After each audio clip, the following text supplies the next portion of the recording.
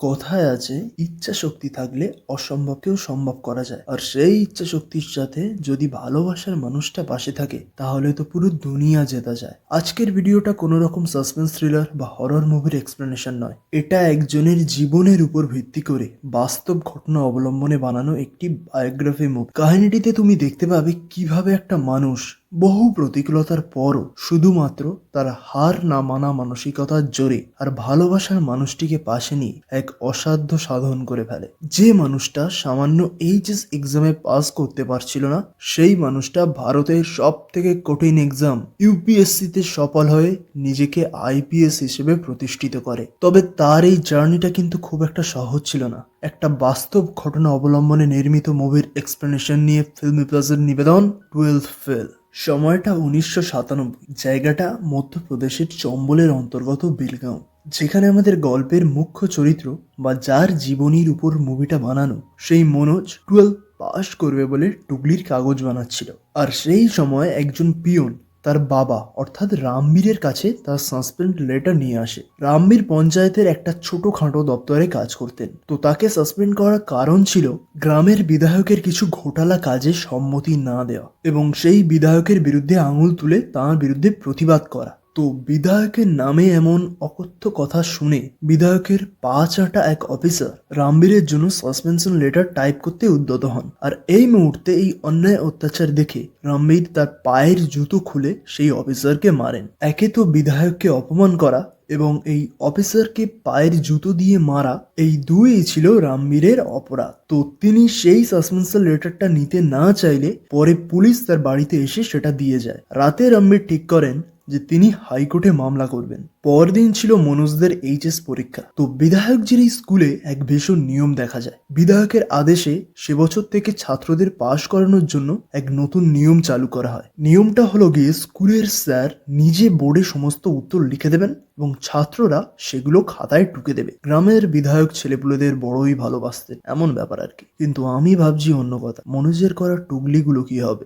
যাই হোক, ছেলেপুলেরা বেশ আনন্দ করে টুকতে যাবে, ঠিক তখনই স্কুলে গ্রামের নতুন ডিএসপি দুষ্যন্ত সিং আসেন। কিন্তু হেড স্যার বিধায়কের কথায় তাকে ঘুষ দিতে গেলে ডিএসপি উল্টে সেই সব জিনিসের ফটো তুলে সেই হেড স্যারকেই গ্রেপ্তার করে নিয়ে যায়। আর সে বছর সবাই ফেল করে। কিন্তু তোমরা যদি ভেবে থাকো যে এই কারণে মুভিটার নাম 12th ফেল রাখা হয়েছে, তাহলে তোমরা ভুল ভাবছো। আসল কারণটা শেষে বুঝতে পারবে। এদিকে রামবীর কেস লড়ার জন্য চলে যায়। সংসারের অবস্থা খুব খারাপ দেখে মনোজ এবং তার দাদা গাড়ি চালানোর সিদ্ধান্ত নেয়। ভালোই চলছিল, কিন্তু একদিন একটা বাসের কন্ডাক্টর তাদের গাড়ি থামিয়ে সব প্যাসেঞ্জারকে নামিয়ে দিতে বলে। সাথে আরও বলে যে বিধায়কের এই গ্রামে শুধু বিধায়কেরই বাস চলবে, তাছাড়া আর কোনো যাত্রীবাহী গাড়ি নয়। তো মনোজের দাদা এসব কথা শুনে তার বাবার মতনই কন্ডাক্টরকে মেরে চলে যায়। একটু পরে বিধায়কের লোককে মারার জন্য পুলিশ তাদেরকে গ্রেপ্তার করে। মানে পুরো গ্রামে বিধায়কেরই হুকুম চলতো। এদিকে থানায় পুলিশ তাদেরকে মারতে মারতে তাদের বাবার নামে উল্টোপাল্টা কথা বললে মনোজ বলে বসে যে খবরদার বাবার নামে কিছু বললে বন্দুক দিয়ে খুলি উড়িয়ে দেব। তো পুলিশটা অমনি বলে, যা বন্দুক আন, আজ রাতে হয় তুই আমায় মারবি নয়তো আমি তোর ভাইকে শেষ করব। তো কোনো উপায় নেই দেখে মনোজ সেখান থেকে বেরিয়ে পড়ে, কিন্তু বন্দুক আনতে নয়, ডিএসপির কাছে সাহায্য নিতে। মনোজ বারবার ডাকাডাকিতে তিনি বেরিয়ে আসেন এবং তিনি বলেন যে আজ না, কাল সকালে দেখবো, তুমি এখন বাড়ি যাও। তো মনোজ এখানে বাড়ি না গিয়ে বলে, স্যার কোথায় গেল আপনার সততা? সেদিন তো খুব এসেছিলেন আমাদের টুকলি আটকাতে, তো আজ পিছিয়ে যাচ্ছেন কেন? তো স্যার মনোজের মুখে এই সব কথা শুনে মনোজকে নিয়ে থানায় আসেন এবং তাকে এবং তার দাদাকে ছেড়ে দেয়। রাস্তায় ফেরার পথে ডিএসপি তাদের গাড়িতে মনোজদের লিফট দেয়। মনোজ ডিএসপি কে দেখে খুব মুগ্ধ হয়ে যায়। গাড়ি থেকে নেমে সে বলে, স্যার কি করলে আমি আপনার মতো হব? তো ডিএসপি হাসতে হাসতে বলেন, চিটিং ছাড়তে হবে, চিটিং ছেড়ে দিলেই হয়ে যাবে। পরের বছর ডিএসপি ট্রান্সফার হয়ে গেলে গ্রামে বিধায়কের আদেশে আবার সেই চিটিংবাজি শুরু হয়। কিন্তু সে বছর মনোজ ছাড়া সবাই চিটিং করে। মনোজের মাথায় ডিএসপির কথাটা ভালো করে ঢুকে গেছিল যে চিটিং ছাড়তে হবে। সে বছর মনোজ পাসও করে। পরের 3 বছরে সে কলেজ কমপ্লিট করে, কিন্তু তাদের বাড়ির অবস্থা খুব খারাপ হয়ে যায়। তার মা ধীরে ধীরে বাড়ির সব দামি জিনিসপত্র বেচে দেয়। একদিন মনোজের ঠাকুমা তাকে ডেকে তার পড়তে যাওয়ার জন্য নিজের জমিয়ে রাখা পেনশনের বেশ কিছু টাকা দেয়। বলে, চিন্তা করিস না, যা তুই গিয়ে পড়। তবে হ্যাঁ, পুলিশ ওই বাড়ি ফিরিস। বাড়ির সবাইকে বিদায় জানিয়ে সে গোয়ালিয়র নামক এক শহরে ডিএসপি হওয়ার জন্য পড়াশোনা করবে বলে বেরিয়ে পড়ে। বাসে তার এই মিষ্টি মতো দেখতে মহিলাটার সাথে আলাপ হয়। এই মহিলাটাকে খুব ভালো করে দেখে রাখো, একটু পরেই একটা জিনিস বুঝতে পারবে। তো রাস্তায় মনোজ ঘুমিয়ে পড়ে। গন্তব্যস্থলে এসে কন্ডাক্টর তাকে ডেকে দিলে সে দেখে পুরো বাস ফাঁকা, সাথে তার টাকা সহ জিনিসপত্রের ব্যাগটাও ফাঁকা। কন্ডাক্টরকে জিজ্ঞেস করলে তিনি বলেন, তোমার পাশে যে মহিলা বসেছিল তিনি তো ওই ব্যাগটা আগের স্টপেজে নিয়ে নেমে গেছেন। তার মাথায় আকাশ ভেঙে পড়ে।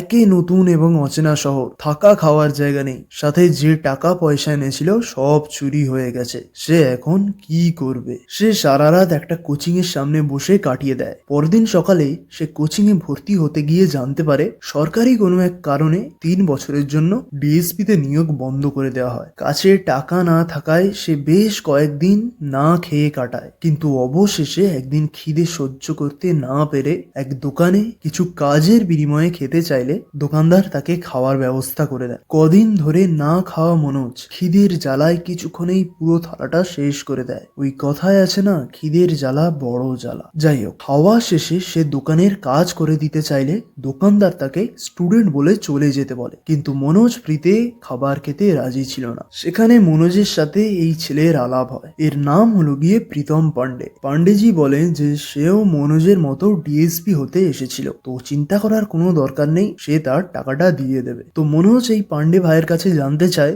যে এবার সে কি করবে। পান্ডে বলে দিল্লিতে গিয়ে আইপিএস পরীক্ষার জন্য প্রিপারেশন নেবে। তো মনোজ এখানে প্রথমবার আইপিএস কথাটা শুনে কিছু বুঝতে পারে না। তো পান্ডে বলে আইপিএস ডিএসপির থেকেও হায়ার পোস্ট। একজন ডিএসপি 20-25 বছর খেটে তবেই আইপিএস হয়। মনোজ তখন পান্ডেকে তার বাড়ির সব অবস্থার কথা জানায়। তারপর সে বলে, আমি তো এখন বাড়ি ফিরতে পারবো না, তো আমিও আইপিএস এর জন্য প্রিপারেশন নেব। এই বলে সে পান্ডের সাথে দিল্লির জন্য বেরিয়ে পড়ে। কিন্তু ছোট্ট গ্রামের ছেলে মনোজ দিল্লির মতো বড় শহরে এসে ঘাবড়ে যায়। সেখানে তাদের সাথে তুতুল বলে এই ছেলেটার আলাপ হয়, যে কিনা তাদের গৌরী বলে একজন দাদার কাছে নিয়ে আসে, যিনি 5-6 বছর ধরে আইপিএস এর জন্য প্রিপারেশন নিচ্ছিলেন। তো এখানে গৌরীদা মনোজ এবং পান্ডেকে খুব সহজভাবে আইপিএস এর ব্যাপারটা বোঝায়। তিনি বলেন, প্রতি বছর হিন্দি মিডিয়ামের 2 লক্ষ ছেলেপুলের মধ্যে কেবল 20-25 জনই এই আইপিএস বা আইএএস হতে পারে। নিশ্চয়ই বুঝতে পারছো কম্পিটিশনটা কতটা কঠিন। এখানে গৌরীদা মনোজের আর্থিক অবস্থার কথা শুনে তাকে একটা লাইব্রেরিতে বই,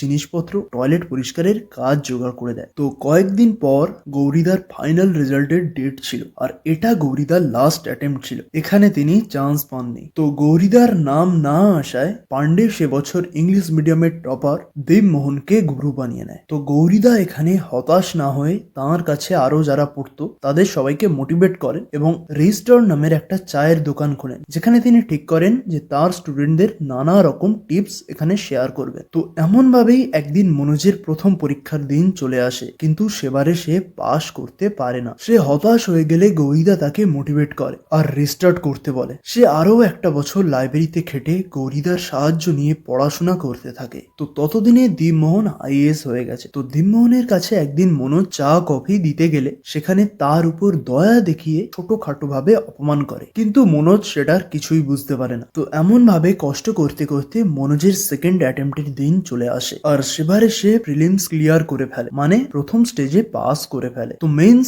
মানে সেকেন্ড স্টেজে পাস করার জন্য সে দিল্লির মুখার্জি নগরে এক কোচিং এ ভর্তি হয়, কিন্তু আর আর্থিক দুরবস্থার জন্য সে পুরো টাকা দিতে পারে না, কিন্তু সেখানে সে কাজ করার জন্য রাজি হয়ে যায়। তো সেদিনই মনোজ সেই কোচিং এ দীপমোহন স্যারের একটি ফটো লাগাতে গিয়ে সেখানে বলে যে এই স্যারকে তো আমি চিনি, ইনি এই কোচিং এ পড়েননি, তিনি সেলফ স্টাডি নিয়ে পাস করেছেন। তো এখানে কোচিং এর এই মহিলা মনোজকে অ্যাডভার্টাইজিং বলে চুপ করিয়ে দেন এবং বলেন যে তুমিও টপার হও বলে তোমারও ফটো এখানে দেওয়া হবে। কিন্তু মনোজের মুখে সব সত্যি শুনে ভর্তি হতে আসা এই মেয়েটি সেখান থেকে চলে যায়, সাথে কোচিং থেকে মনোজকেও তাড়িয়ে দেওয়া হয়। যাওয়ার সময় মনোজের সাথে মেয়েটির পরিচয় হয়। জীবনে এমন ভাবে কোনো মেয়ে প্রথমবার মনোজের সাথে কথা বললে মনোজ খুব আনন্দিত হয়। বেশ কয়েকদিন পরে সেই লাইব্রেরি যেখানে মনোজ কাজ করত সেখানে শ্রদ্ধা যায়। সেখানে মনোজের সাথে শ্রদ্ধার বেশ কিছুক্ষণ কথা হয়। তখন মনোজের হাতে একটা অ্যারোনটিক্যাল ইঞ্জিনিয়ারিং এর বই থাকায় শ্রদ্ধা ভেবে নেয় যে মনোজ ইঞ্জিনিয়ার। মনোজকে শ্রদ্ধার সাথে বসে কথা বলতে দেখে লাইব্রেরির মালিক তাকে খুব উল্টোপাল্টা বলে অপমান করে। একদিন কোচিং এ মনোজের লেখা একটা এসে দেখে দিব্যাকৃতি স্যারের খুব পছন্দ হয়, তাই তিনি মনোজকে খুব শাবাশি দেন। পরে একদিন একটা বইয়ের দোকানে টাকার জন্য মনোজের একটা পছন্দের বই কিনতে পারছে না দেখে শ্রদ্ধা তাকে সেই বইটা গিফট করে। পরে একদিন ক্লাসে রকেট সায়েন্স পড়ার সময় শ্রদ্ধা জানতে পারে যে মনোজ ইঞ্জিনিয়ার নয়। তখন সে খুব অপমানিত বোধ করে। মনোজও এই কারণে বেশ কষ্ট পায়। কয়েকদিন পরে মনোজকে লাইব্রেরির মালিক ডেকে পাঠান। তো কোনো একটা হিসেব না মেলাতে পারায় মনোজকে তিনি চোর এবং চোরের বাচ্চা বলে অপমান করেন। মনোজ তারপর সেই লাইব্রেরি থেকে কাজ ছেড়ে দেয়। তারপরে সে একটা আটার কলে কাজ করা শুরু করে এবং সেখানে সে একা একা পড়তো। দেখতে দেখতে তার মেন্সের দিন চলে আসে, কিন্তু পরীক্ষাতে সে ঠিকঠাক ইংরেজি না পড়তে পারার কারণে একটা ভুল উত্তর লিখে আসে, যার কারণে তার এবারের অ্যাটেম্পটাও ফেল হয়ে যায়। এরপর বেশ কিছুদিন চলে যায়। মনোজ শ্রদ্ধার মুখে তার যে বাড়ির ঠিকানা শুনেছিল সেটা ফলো করে তার বাড়িতে চলে যায়। কিন্তু শ্রদ্ধা তখন বাড়িতে না থাকায় মনোজের সাথে তার ফোনে কথা হয়। ফোনে মনোজ শ্রদ্ধার সাথে কথা বলার সময় মনোজ তাকে প্রপোজ করে দেয়। সাথে বলে, শ্রদ্ধা তুমিও আমাকে প্রপোজ করে দাও। শ্রদ্ধা তুমি একবার হ্যাঁ বলো, তারপর আমি তোমার জন্য পুরো দুনিয়া পাল্টে দেব। কিন্তু শ্রদ্ধা তাকে দিল্লি ফিরে যেতে বলে। হ্যাঁ, দিল্লি ফিরে যেতে বলে। মনোজ বহুদিন পর বাড়ি ফেরে। সেখানে সে জানতে পারে তার ঠাকুমা মারা গেছেন। মনোজ তার বাড়ির অবস্থা, সংসারের অভাবের কথা বুঝতে পারে। তার মা তাকে খুব কাঁদতে কাঁদতে বলে, বাবা সামনের বারে পুলিশ হয়েই বাড়ি ফিরবি তো। মনোজ দিল্লি ফিরে আসে। এবারে সে পড়ার সাথে সাথে সংসারের দায়িত্বও নিজের কাঁধে তুলে নেয়। একদিন মনোজের বাবা তার সেই আটা চাক্কিতে গেলে তিনি মনোজকে দেখে অবাক হয়ে যায়। তিনি বলেন, মনোজ এমন কষ্ট করতে হবে না বাবা, তুই কোন নরকে আছিস, তুই আমার সাথে বাড়ি চল। কিন্তু মনোজ তাকে আশ্বাস দিয়ে বলেন, না বাবা তুমি যাও, তুমি কেস লড়ো, আর সংসারের কথা তোমার চিন্তা করতে হবে না, সংসার আমি দেখে নেব, আর আইপিএস হয়েই তবে আমি বাড়ি ফিরবো। মনোজ আবার দিব্যাকৃতি স্যারের কোচিং এ ভর্তি হয়। সেখানে মনোজকে শ্রদ্ধা সেদিনের করা ব্যবহারের জন্য সরি বলে, কিন্তু মনোজ বলে সামনে প্রিলিমস আছে, সেদিকে তার নজর দিতে হবে। 2 মাস পরে মনোজের প্রিলিমস এর রেজাল্ট বের হয়, আর সেখানে সে পাশও করে। শ্রদ্ধা মনোজকে এই খবরটা দিতে মনোজের সেই আটা চাক্কিতে যায়, আর সেখানে গিয়ে মনোজের এই কষ্টকর অবস্থা দেখে শ্রদ্ধা অবাক হয়ে যায়। দেখতে দেখতে মনোজের মেন্সের সময় হয়ে আসে, কিন্তু মনোজ এবারেও মেন্সে ফেল করে। সেদিন রাতে পান্ডে মনোজকে বলে, কি জানিস তো মনোজ, শ্রদ্ধার জন্যই তুই মেন্স ক্লিয়ার করতে পারছিস না, আর পারবিও না। যতদিন তোর এই পিছু টান থাকবে ততদিন তোর কিছু হবে না। দেখেছিস তো আমার কি অবস্থা হয়েছে, মেয়েটা আমায় ছেড়ে চলে গেছে, তো তোরও এমন অবস্থা হবে। শ্রদ্ধা তোকে ছেড়ে চলে যাবে। শ্রদ্ধা এখানে খুব অপমানিত বোধ করে। সে মনোজকে বলে, মনোজ তুমি সেদিন বলেছিলে না আমি হ্যাঁ বললে তুমি দুনিয়া পাল্টে দেবে, আজ আমি হ্যাঁ বলছি। আই লাভ ইউ মনোজ, যাও দুনিয়া পাল্টে দাও। মনোজ তার প্রতি শ্রদ্ধার এই বিশ্বাস ভরসা দেখে রাতে আইএএস দীপমোহনের কাছে টিপস নিতে যায়। সে বলে, আমার ভুলটা কোথায় হচ্ছে আপনি শুধু আমাকে ধরিয়ে দিন, আমি বুঝতে পারছি না প্রত্যেকবারে মেন্সের সময় আমি ফেল করি কেন। এখানে এত রাতে দীপমোহন তাকে 8 মিনিট 20 সেকেন্ডে নিজের ব্যাপারে একটা এসে লিখতে বলে, কিন্তু মনোজ বেশি কিছু লিখতে পারে না। দীপমোহন তাকে অপমানের ছলেই বলে, বুঝতে পারছো তো তোমার ভুলটা কোথায়, প্রিলিমসটা যে কেউ বার করতে পারে, কিন্তু মেন্সটা সবার জন্য নয়। একটা সত্যি কথা বলছি মনোজ, তোমার দ্বারা হবে না। মনোজের এমন অবস্থা দেখে গৌরীদা তার নিজস্ব রুমে মনোজের থাকা খাওয়ার ব্যবস্থা করে দেয় এবং মন প্রাণ দিয়ে শুধু প্রিপারেশন নিতে বলে। গৌরীদা তাকে বলে, এই কয়েকটা মাস শুধু পড়াশোনা আর পড়াশোনা, তাকে তার সংসার নিয়ে চিন্তা করতে হবে না। এই কয়েকদিনের জন্য মনোজের সংসারের দায়িত্ব গৌরীদা নিজেই নিবে। আর এই সময়টা কষ্টকর হলেও মনোজ এটাকে কাজে লাগায়, মন প্রাণ দিয়ে পড়ে, আর এই মুহূর্তে সবাই তাকে খুব হেল্প করে। আর এর মধ্যে আসে একটা সুখবর, শ্রদ্ধা পিসিএস ক্লিয়ার করে ডেপুটি কালেক্টর হয়ে যায়। এদিকে মনোজের মেন্সের সময় চলে আসে আর সে এবারে সফল হয়, কিন্তু এই শেষবারেও পান্ডের সিলেকশন হয় না। তাই কোথাও সে যেন মনোজের প্রতি জেলাস ছিল। যতই হোক মনোজ এই ব্যাপারে কিছুই জানতো না, তাকে এই জায়গায় নিয়ে এসেছিল ওই পান্ডেই। এদিকে গৌরীদা, মনোজের পরিবার, শ্রদ্ধা সবাই খুব খুশি ছিল, কিন্তু এখানে কেউ একজন শ্রদ্ধার বাড়িতে ফোন করে মনোজ এবং শ্রদ্ধার নামে খুব বাজে বাজে কথা বলে, যার জন্য শ্রদ্ধাকে তার বাবা দিল্লি দিল্লি আসতে দেয় না। মনোজ এই ব্যাপারে জানার জন্য পান্ডেকে ফোন করে, কিন্তু সে জানতে পারে পান্ডে এখন জেলের ভিতরে। যদিও বিনা কারণে পান্ডেকে জেলবন্দি করেছিল, সেখানে মনোজ যেতে বেআইনি ভাবে মনোজের কাছে ঘুষ চায়, কিন্তু মনোজ আইনি নিয়ম কানুন মেনে তাকে জেল থেকে বের করে আনে। কিন্তু পরেই জানতে পারে যে পান্ডে শ্রদ্ধার বাড়িতে ফোন করেছিল, তারপর ওই যা হওয়ার কথা ছিল সেটাই হয়। এদিকে মনোজের ইন্টারভিউ দিন চলে আসে। বাবার অনুমতি নিয়ে শ্রদ্ধা দিল্লি আসে। ইন্টারভিউতে যাওয়ার আগে মনোজরা পান্ডেকে ধন্যবাদ বলতে আসে, কারণ সত্যি মনোজের জীবনের এই দিনটার পিছনে পান্ডের অবদান ছিল ভীষণ। ইন্টারভিউ হলে বহু ক্যান্ডিডেটের মাঝে মনোজ কেমন একটা যেন নার্ভাস ফিল করছিল। এক সময় তার ডাক আসে, সেখানে তার সার্টিফিকেট দেখে 12-এ ফেলের কারণ জানতে চাওয়া হলে সে সব সত্যি কথা বলে। তো এইসব শুনে মেইন যিনি ছিলেন মেহতা স্যার, তিনি মনোজকে বাইরে যেতে বলেন। তখনই অন্য একজন তাকে 2 মিনিট অপেক্ষা করতে বলেন। বাইরে বেরিয়ে মনোজ খুব টেনশন করছিল। তখন সে শ্রদ্ধার দেয়া একটা কাগজ দেখে, যেখানে লেখা ছিল মনোজ আইপিএস অফিসার হোক বা কোনো আটা চাক্কিতে কাজ করুক, সে সারা জীবন মনোজের সাথেই কাটাতে চায়। যেটা দেখে মনোজের মন আনন্দে ভরে ওঠে। একটা মানুষের জীবনে এর থেকে আর আনন্দের জিনিস কি বা হতে পারে ভালোবাসার মানুষটার মুখে এমন কথা শোনার পর। যাই হোক, কথা মতো কিছুক্ষণ পর মনোজকে আবার ডাকা হয়। সেখানে সবাই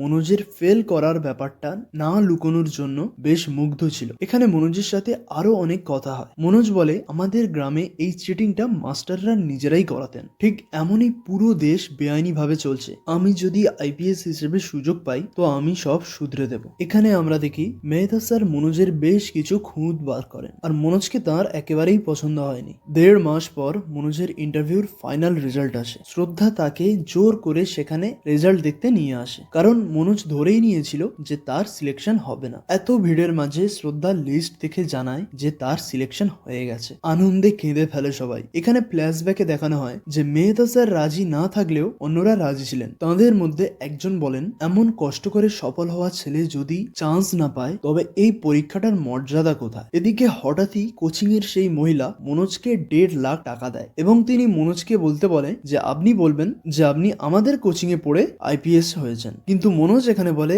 ম্যাম আপনি বোধহয় আমাকে চিনতে পারছেন না। তো মহিলা বুঝে যায়। তিনি আবারও বিরক্ত হয়ে চলে যান। মুভির শেষে মনোজ এক থানায় সেই অফিসার দুষ্যন্ত সিং এর কাছে আসে এবং তাকে বিয়ের প্রথম নিমন্ত্রণের কার্ড দেয় এবং আইপিএস হিসেবে নিজের পরিচয় দিয়ে সেই চিটিং ছাড়ার কথাটা বলে। তারপর অফিসার বাকরুদ্ধ হয়ে যান। তিনি অবাক হয়ে যান যে সেই গাড়ি চালানো ছেলেটা আজ আইপিএস। আর এখানেই মুভিটা শেষ হয়ে যায়। তো এটা একটা বাস্তব ঘটনা অবলম্বনে বানানো মুভি ছিল। ভিডিওটা কেমন লেগেছে দয়া করে কমেন্টে জানিও, আর ভালো লাগলে লাইক, শেয়ার এবং সাবস্ক্রাইব করে দিও। ভালো থেকো সবাই, টাটা।